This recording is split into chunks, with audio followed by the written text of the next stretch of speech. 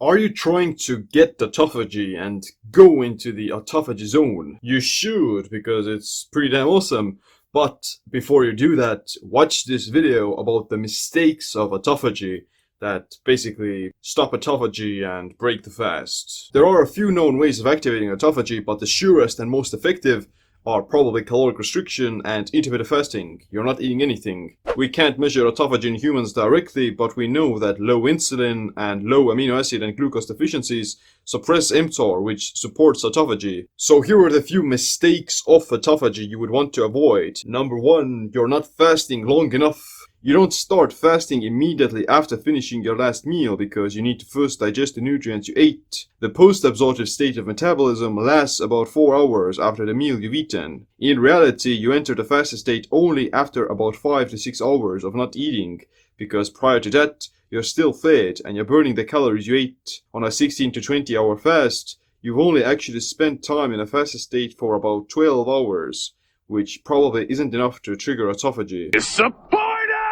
Number 2, fat in your coffee. It's true that fat doesn't spike insulin the same way carbs and protein do, but it will still elevate mTOR and put you in a fed state. Ketone bodies do stimulate chaperone-mediated autophagy and macroautophagy in the brain, but in reality that happened primarily during starvation. You can boost autophagy a little bit by adding some ketone boosting fats into your meals, like MCT oil or something like that. But there's a thing that excess calories, whether from carbs, protein, or fat, they're gonna still raise mTOR and stop autophagy. 3. BCAAs. Branched chain amino acids stop the fast and stop autophagy quite fast because they're pure amino acids. The only time you can get away with them is during some exercise, where you're already burning through glucose and you have elevated blood sugar. Number 4, artificial sweeteners. 0-calorie sweeteners raise insulin via the cephalic phase response that prepares the release of insulin in the gut.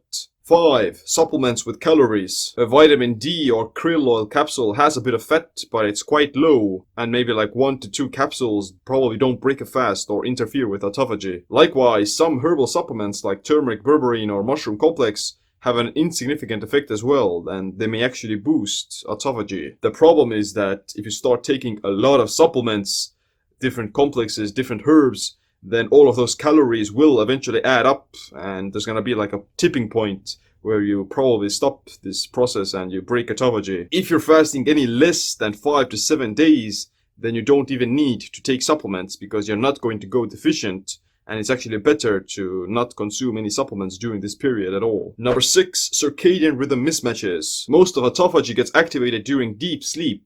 The same applies to growth hormone, which is released the most between 11 p.m. and 2 a.m. If you want to optimize autophagy, then it's better to go to bed a bit earlier and prioritize the first hours of sleep, because that's where most of physical repair occurs in your body. Number 7, not doing prolonged fasts. Let's be real here. If you're not doing any form of extended fasting beyond 24 hours, then you can't really expect to gain some significant autophagy either. I personally aim for a 3 to 5 day fast every other month, and I usually have like 2 to 3 48-hour fasts per month.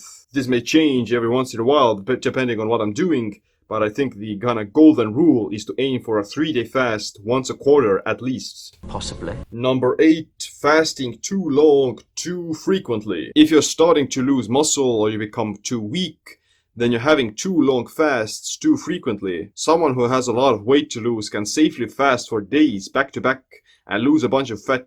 Leaner and physically active people can't fast that long, but they shouldn't make it an excuse not to fast either. The most important thing for fasting and autophagy is consistency. You shouldn't think that, okay, I'm gonna fast for 10 days of the year and the rest of the time I'm gonna eat like garbage. Having these slightly shorter fasts of either 48 hours to 72 hours more frequently on a consistent basis, that's probably a lot healthier and a lot better than fasting really hard and then, falling off the rails.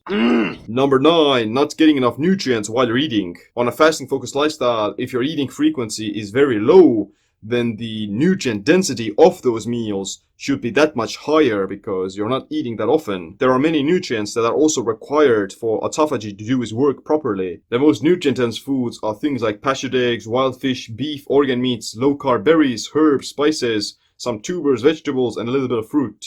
Over-consuming calories is also not optimal because You'll simply have to burn through that calories first before you can go back into autophagy. Number 10, not getting enough exercise. If you're fasting but you're not exercising, then you should start exercising. Likewise, if you are exercising but not fasting, then you should at least do some form of daily time restricted eating. Exercise and resistance training are another amazing way of promoting autophagy and getting the other health benefits. If you want to know how to avoid the mistakes of trying to get into autophagy but accidentally stopping it, then check out my book, Metabolic Autophagy. But other than that, thanks for watching this video. Make sure you click the like, subscribe, notification bell as well. My name is Seem. Stay autophagic, stay empowered. Disappointed!